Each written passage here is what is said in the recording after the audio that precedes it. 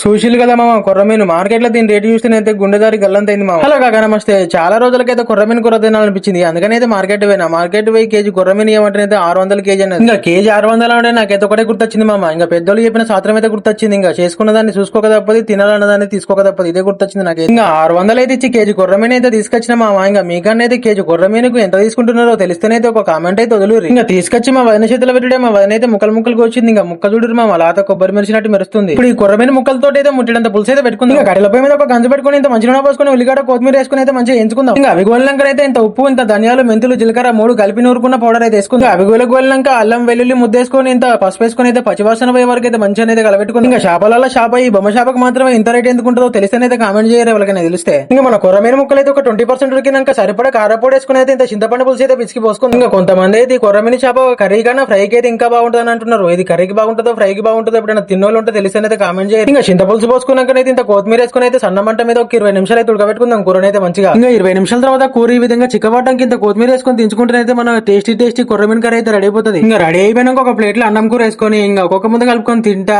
కొర్రమీను నడుముక్క తింటా ఉంటే సేమ్ రొయ్య ముక్క తిన్నట్టే తగులుతా ఉన్నది పొడి పొడి. ఇంకా నా వీడియో కనుక నీకు నచ్చినట్టయితే ఇంకా పోతా ఒక లైక్, ఒక సబ్స్క్రైబ్, ఇంకా నీకు వీలు ఉంటే ఒక కామెంట్ పెట్టేసి అయితే పోండి.